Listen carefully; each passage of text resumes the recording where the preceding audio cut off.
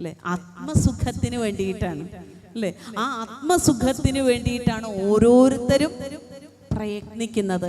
ഓരോന്ന് ചെയ്യുന്നതും നമ്മൾ സുഖം തേടിയുള്ള നമ്മുടെ യാത്രയിലാണ്. അതുകൊണ്ടാണ് ഗുരു പറഞ്ഞത്, ലോകത്തൊരു മതമുണ്ട് എങ്കിൽ അത് ആത്മസുഖം എന്ന മതമാണ് എന്ന്. എനിക്ക് സുഖം വേണം, നിനക്ക് എന്താ വേണ്ടത്? സുഖം ഉണ്ടായാൽ മതി. ഈ സുഖം എന്ന വാക്കിന് ഒരുപാട് വ്യാപ്തിയുള്ള ഒരർത്ഥമാണത്. ഞാൻ എല്ലാ വിധത്തിലും തൃപ്തനാകണം എന്ന ആഗ്രഹമാണത്. ആ തൃപ്തി സമ്പത്തും അധികാരവും പദവിയും സൗന്ദര്യത്തിലും മാത്രമല്ല, അതൊക്കെ ബാഹ്യമായിരിക്കുന്ന സന്തോഷങ്ങളാണ്. തൃപ്തി ആന്തരികമായി ഉണ്ടാകേണ്ടുന്ന ഒരു ഭാവമാണ്. ആ തൃപ്തി ഇല്ലാത്ത ഒരു വ്യക്തിക്ക് എന്തൊക്കെ അവന് വന്നു ചേർന്നാലും തൃപ്തി വരില്ല. തൃപ്തി ഒരു മനോഭാവമാണ്, തൃപ്തി ഒരു മാനസികാവസ്ഥയാണ്. തൃപ്തനായ ഒരാൾക്ക് ബാഹ്യമായിട്ട് അധികമൊന്നും ഇല്ലെങ്കിൽ അയാൾക്ക് കുഴപ്പമില്ല. ചെറിയ വീടാണോ, ചെറിയൊരു വണ്ടിയുള്ളോ, ഒരു കുഴപ്പമില്ല. ഇത്തിരി ഡ്രസ്സുള്ളോ, കുഴപ്പമില്ല. ഇതെന്താണ്? ഇതാണ് തൃപ്തി. തൃപ്തനല്ലാത്തവൻ കോടാനുകോടി സമ്പാദിച്ചാലും അവന് സന്തോഷം ഉണ്ടാവില്ല. അപ്പൊ തൃപ്തി എന്ന് പറയുന്ന ആ മനോഭാവത്തിലേക്ക്, ആ ആത്മസുഖത്തെയാണ് നമ്മൾ തിരിച്ചറിയുക. എപ്പോഴും പണ്ടുകാലം മുതലേ രാജാക്കന്മാരും പ്രഭുക്കന്മാരും ഒക്കെ അവരുടെ കയ്യില്, അവരുടെ ഖജനാവില് പൈസ ഇല്ലാഞ്ഞിട്ടല്ല, അവരുടെ ഖജനാവില് രത്നങ്ങളും സ്വർണങ്ങളും ഇല്ലാഞ്ഞിട്ടല്ല, അവർക്കെല്ലാം ഉണ്ട്. പക്ഷെ അവർക്ക് എന്തില്ല? അവർക്ക് സന്തോഷമില്ല. അപ്പോഴാണ് രാജാവ് ഇങ്ങനെ രഥത്തിൽ പോകുന്ന വേളയില് റോഡരികില് ഒരു മരച്ചുവട്ടില് ഒരു ഒറ്റ ഉണ്ടെടുത്ത് ഒരു സന്യാസി ചുമ്മാ സന്തോഷിച്ചിരിക്കുന്നത്.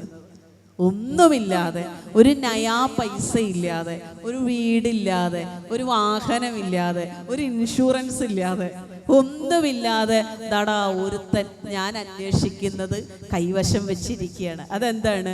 അത് സന്തോഷമാണ്. ആ സന്തോഷത്തിൻ്റെ മുന്നിലാണ് ഭാരതം എന്നും വണങ്ങിയിട്ടുള്ളത്. അതുകൊണ്ടാണ് ഒരു ആചാര്യനെ കാണുമ്പോൾ, ഒരു ഗുരുവിനെ കാണുമ്പോൾ നമ്മൾ വണങ്ങുന്നത്. എനിക്ക് ലഭ്യമാകാത്ത ആ സ്വസ്തിയുടെ തീരം അവരിൽ നമ്മൾ ദർശിക്കുമ്പോഴാണ്. എത്ര സ്വസ്ഥനാണ് ഗുരു നിങ്ങൾ, എത്ര സമാധാനമുള്ളവനാണ് നിങ്ങൾ, എത്ര അധികം മൗനമന്ദഹാസമാണ് നിന്റെ മുഖത്ത് പൊഴിയുന്നത്. വാദങ്ങൾ ചെവിക്കൊണ്ട് മതപ്പോരുകൾ കണ്ടും മോദസ്ഥിതനായി. മോദസ്ഥിതൻ എന്താണ്? മുഖത്തൊരു പുഞ്ചിരിയോടെ. വാദങ്ങൾ ഉണ്ടാകുമ്പോഴും മതപ്പോരുകൾ ഉണ്ടാകുമ്പോഴും സ്വാതന്ത്ര്യ സമരം കൊടുമ്പിരി കൊള്ളുമ്പോഴും മുഖത്തെ മോദസ്ഥിതത്വം മാഞ്ഞിട്ടില്ല, മുഖത്തെ പുഞ്ചിരി മാഞ്ഞിട്ടില്ല. ആത്യന്തികമായി ആന്തരികമായിരിക്കുന്ന ശാന്തിയെ ഭഞ്ജിക്കാൻ ആർക്ക് കഴിയില്ല? വേറൊരാൾക്കും കഴിയില്ല. അതാണ് സ്ഥിതപ്രജ്ഞത്വം എന്ന് പറയുന്നത്. സ്ഥിതപ്രജ്ഞന്റെ ലക്ഷണമാണ്. ഭഗവത്ഗീതയുടെ വാക്കാണത്, സ്ഥിതപ്രജ്ഞൻ എന്ന് പറയുന്നത്. സ്ഥിരമായ പ്രതിഷ്ഠിതാ ബുദ്ധി എന്നാണ്.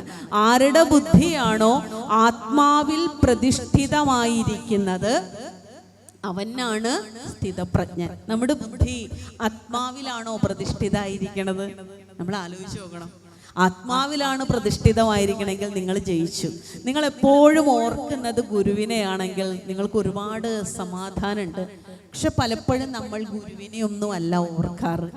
പലപ്പോഴും നമ്മൾ ഓർക്കുന്നത് നമ്മുടെ ചുറ്റുവട്ടത്തുള്ള വിശേഷങ്ങളാണ്, നമ്മുടെ ബന്ധുക്കളെ, നമ്മുടെ സുഹൃത്തുക്കളെ, നമ്മുടെ ശത്രുക്കളെ. അപ്പോൾ ഓർക്കേണ്ടതായിരിക്കുന്ന ആത്മതത്വത്തെ മാറ്റിവെച്ചുകൊണ്ട് ഓർക്കണ്ടാത്തതായിരിക്കുന്ന മിത്രശത്രാദികളെ നമ്മൾ ഓർക്കൊണ്ടിരിക്കുന്നതാണ് മായ, അല്ലേ? ഗദ്യപ്രാർത്ഥനയിൽ ഗുരു അതുകൊണ്ട് എങ്ങനെയായിരിക്കണം പ്രാർത്ഥന, എന്തായിരിക്കണം പ്രാർത്ഥന, എങ്ങനെയാണ് അതിനെ ചോദിച്ചു വാങ്ങേണ്ടത് എന്നൊക്കെ പറയുന്നുണ്ട്, അല്ലേ?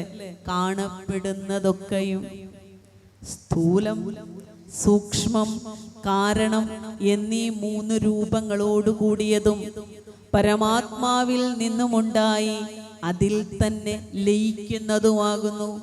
അതിനാൽ പരമാത്മാവല്ലാതെ വേറൊന്നുമില്ല, പരമാത്മാവല്ലാതെ വേറൊന്നുമില്ല.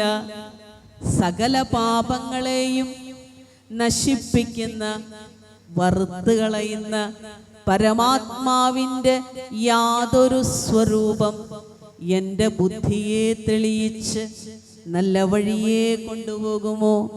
ധ്യാനിക്കേണ്ടതായ പരമാത്മാവിൻ്റെ ആ ദിവ്യരൂപത്തെ ഞാൻ ധ്യാനിക്കുന്നു. അല്ലയോ പരമാത്മാവേ, ഇപ്രകാരം ഇടവിടാതെ എനിക്ക് അങ്ങയെ ധ്യാനിക്കുന്നതിനും അങ്ങയുടെ പരമാനന്ദം ലഭിക്കുന്നതിനും അങ്ങയുടെ അനുഗ്രഹം എന്നിൽ ഉണ്ടാകണമേ. പ്രാർത്ഥന പോണ പോക്കോക്കൂ.